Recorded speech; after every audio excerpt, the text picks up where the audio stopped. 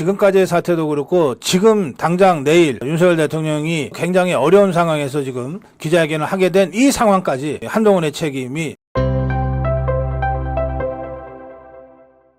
저는 이제 언론도 보면 아니 이게 윤석열 대통령 임기 반환점을 맞아서 뭐 국내적으로 어려움만 있는 거 아니잖아요. 네. 2년 반 동안에 이루어낸 성취가 또 얼마나 큽니까? 엄청난 성과가 있습니다. 예, 그런 성과도 있고 또 정말 국민들한테 알리고 싶은 것들도 있고 또 그런가 하면 국민 기대에 미치지 못한 뭐 이런 부분도 있고 뭐 있잖아요. 그런 그렇습니다. 것들을 한번 총정리하는 그런 이제 국민 기자회견을 하는 것이고, 특히 최근에 뭐 명태균 뭐 정치 브로커 명태균의 폭로 관련이라든지 여러 가지 논란이 있으니까 국민들이 정말 궁금해하는 부분에 대해서는 대통령이 직접 추가 질문까지 다 듣고서 완전히 의혹이 해소되고 의문이 해소될 때까지 다 설명하겠다 이거 아닙니까? 네. 이거 하고 대국민 사과 기자회견하고는 완전히 다른 거 아닙니까? 대국민 사과 기자회견이에요 이게? 대국민 사과 기자회견을 하라고 요구했지 않습니까? 근데 이자들은 지금 아예 내일 그 대통령의 기자회견을 대국민 사과회견이라고 딱 규정을 먼저 짓고 있어요. 네. 당장 조선일보부터 그러잖아요. 딱 규정을 해놓고 나서 대국민 사과회견이니까 사과를 제대로 해라. 이런 식으로 지금 압박하고 있잖아요. 더 큰 역풍이 불 근데 것이다. 예. 내일 기자회견은 대국민 사과 기자회견이 아니에요. 네. 임기 반환점을 둔 대통령이 전반기 국정 운영에 대한 나름대로의 정리를 하면서 후반기 국정 운영을 어떻게 해나가겠다는 것을 국민들한테 밝히는 것이고, 그렇죠. 그리고 그걸 하는 과정에서 국민들이 궁금해하는 부분들에 대한 질문이 있으면 주제 제한 없이 시간 제한 없이 충분히 다 설명하겠다 이겁니다. 네.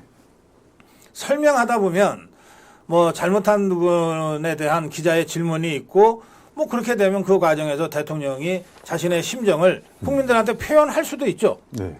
또는 그런 질문이 없거나 또는 질문이 있지만 국민들한테 자신의 심정을 뭐 유감이든 사과든 이런 표현을 써서 표현할 이유가 없거나 그런 상황이 벌어지지 않으면 그냥 가는 거죠. 네.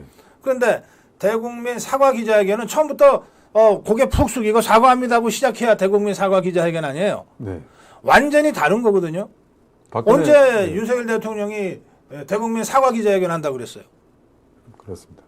이거를 저 조선일보 같은 저 조중동부터 이걸 사과 기자회견이라고 프레임을 딱 덮어 씌워 놓은 거예요. 조선일보, 중앙일보, 조선일보가 제일 나서고 있죠. 네. 중앙일보 등. 예, 그리고 이렇게 상황을 만든 데는 이 한동훈의 책임이 아주 결정적으로 크죠. 왜냐하면 한동훈이가 느닷없이 무슨 대통령 사과를 먼저 요구하고 나섰으니까. 그렇죠.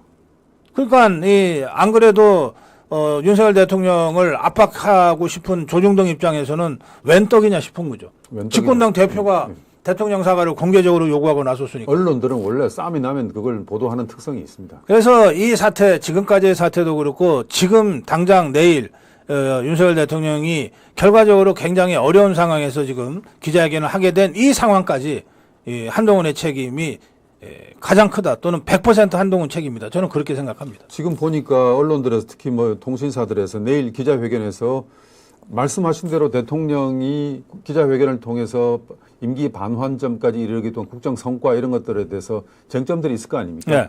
그런 쟁점이 하나도 다뤄지지 못하고 네. 그냥 뭐 명태균 씨 관계라든지 김건희 여사와 명태균 씨 관계라든지 뭐 명태균 씨가 윤 대통령 부부에게 뭘 어떻게 했다든지 또 이미 끝난 도이치모터스 주가 조작 뭐 무혐의 처분 뭐 김 여사 특검법 이런 거에 대해서 일일이 건건이 대통령실과 다른 입장을 내놓고 있으니까 그걸 표로 만들어서 그걸 또 쟁점화시켜 또 쟁점화되고. 아니 그러니까 대통령이 국민과 대화하는 기회가 그렇게 자주 있지 않기 때문에 네네. 뭐 석 달에 한 번 예컨대 하잖아요 지금.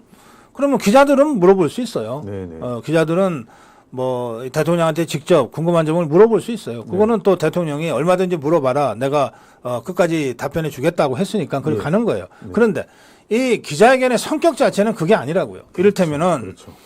뭐 우리가 일본 총리한테 그 일제 그 식민 통치와 관련해서 사과하라. 네. 요구하잖아요. 네.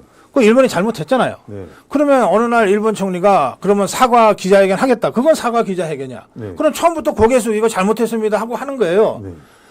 내일 기자회견은 그게 아니라고요. 임기 반환. 그게 아닌데 이자들이 그렇게 만들어버린 거예요. 덮어 씌워버린 거예요.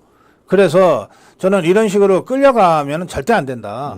예. 대통령이 지금 보면 모든 언론에서 대통령이 성과를 내세우면 큰일 난다고 지금 떠들고 있잖아요. 네. 아니 그럼 2년 반 동안 정리하면서 이를테면 매달 4조 이상의 국익을 창출했어요. 네. 또 물가 2%대로 잡았어요. 네. 네. 그리고 건전재정 긴축 기조의 건전재정에 대한 높은 평가 때문에 세계 그 국채지수에 편입이 됐어요. 아니 보세요. K방산이나 또는 원전 수주가 계속해서 지금 개가를 올리고 있어요. 1인당 GDP가 일본을 앞섰더라고요. 그런 얘기 하면은 이제 안 되는 거야. 네. 그런 얘기는 하면 안 되는 거예요. 그런 얘기 하면 안 되는 거야. 네, 4대 개혁을 어떻게 하겠다. 네. 그래도 아직 안 되는 거야. 정신 못 차렸다는 얘기 하겠다는 거야. 일본보다 훨씬 잘 사는 나라가 됐는데. 아니 윤석열 대통령이 무슨 죄를 졌길래 네. 예? 이렇게까지 프레임 짜놓은 함정에 빠져서 공박을 당해야 됩니까?